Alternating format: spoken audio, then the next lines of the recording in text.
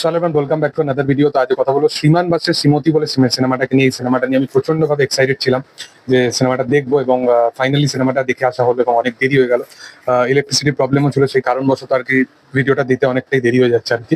তো মূলত এই সিনেমার যে সমস্ত চরিত্রগুলো আছে সেই সমস্ত চরিত্রগুলোর প্রচন্ডভাবে আমি ফ্যান। সেটা মিঠুন চক্রবর্তী থেকে শুরু করে অঞ্জন দত্ত, এবং তার সাথে সাথে সত্যম ভট্টাচার্য, প্রত্যেকজন ভালো ভালো অভিনেতা আছে, পরমব্রত দা। তো সবাই ভালো ভালো অভিনেতাদের মাঝে একটা বানানো হয়েছে তৈরি সিনেমা। এবং অরিত্রজ জ্ঞানের অরিত্রতা এই সিনেমার চিত্রনাট্য লিখনে তার নাম এখানে দেখতে পেয়েছি। তো সেটা একটা দেখে অবশ্যই একটা গর্বিত বোধ হয় যে আমাদের ফিল্ড থেকে কেউ একজন এইরকম কাইন্ড অফ একটা ভালো প্রজেক্টের সাথে সে অ্যাসোসিয়েট আছে। তার প্রিভিয়াস যে সমস্ত কাজগুলো ছিল, সেগুলো দাবারু হোক শাস্ত্রী হোক, সেগুলো বেশ প্রমিসিং ছিল, এবং এই কাজটাও কিন্তু সেই রকমই কাইন্ড অফ একটা প্রমিসিং কাজ।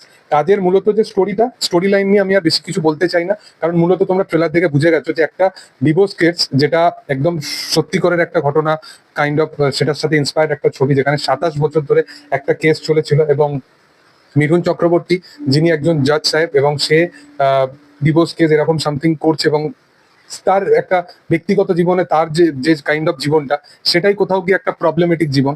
এবং এই যে মূলত এই যে তিনটে চরিত্রকে যেভাবে প্রেজেন্ট করা হয়েছে, এবং প্রতিকৃত বসু যেভাবে ক্যারেক্টারগুলোকে প্রেজেন্ট করেছে, শুধুমাত্র ভালো অভিনেতা নিয়ে নিলেই যে ভালো কাজ ডেলিভার হয়ে যায় সেটা তো নয়।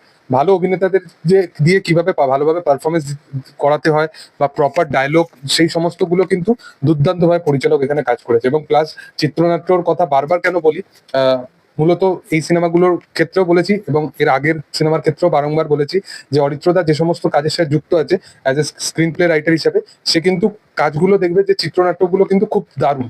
এবং দাবারুতেও আমি যেগুলো বলেছিলাম যে একটা স্পোর্টস ড্রামা, চেসের ওপর বেস্ট করে সিনেমা, সেগুলো কিন্তু দেখানো অতটা মানে ভালো নয়, মানে দেখানো অতটা সোজা নয় আর কি। তো মূলত এই সিনেমাটার ক্ষেত্রেও যেহেতু এতগুলো ক্যারেক্টার আছে, ক্যারেক্টারগুলোর ইমোশন, মানে ক্যারেক্টারগুলোর সাথে ইমোশনালি প্রচন্ডভাবে কানেক্ট হয়ে যাওয়া, সেই সমস্ত জিনিসগুলো এখানে কিন্তু দুর্দান্তভাবে এখানে চিত্রনাট্য একটা দারুণ একটা প্রশংসনীয় কাজ হয়েছে।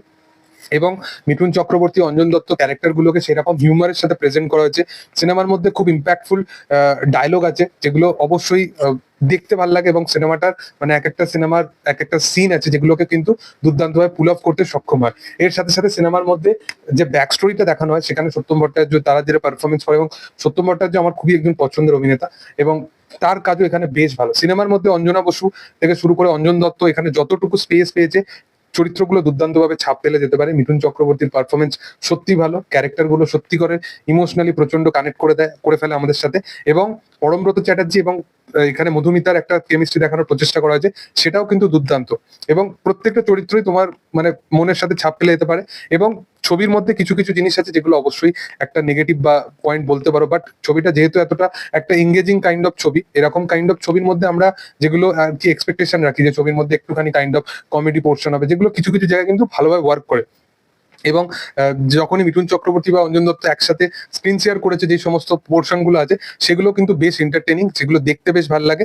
এখানে পরমব্রত চ্যাটার্জি এবং বিশ্বনাথের যে পোর্শন গুলো ছিল, সেগুলো অবশ্যই ইম্পর্টেন্ট হলেও কিছু কিছু জায়গায় সেগুলো অবশ্যই ল্যাক করে। বিশ্বনাথের মানে এমন একজন অভিনেতা, বিশ্বনাথ দা, যার প্রিভিয়াস কাজ তুমি দেখো, সত্যি যে কাজটা ছিল কিল বিল সোসাইটি, যেটা সৃজিত মুখার্জির বানানো ছিল, সেই কাজটাতে ওরকম একটা রদ্দি সিনেমায় সে এত ভালো পারফরমেন্স দিয়েছে, নিজের ছাপ ফেলে যেতে পেরেছে। আবার এই সিনেমাটা এত ভালো, সেখানে কোথাও কি একটা লাউড পারফরমেন্স প্রচন্ড মনে হচ্ছে দেখতে। তো মূলত এই রকমই কাইন্ড অফ কিছু কিছু পোর্শন আছে যেগুলো ছোট ছোট নেগেটিভ পয়েন্ট, যেগুলো চোখে অবশ্যই লাগে।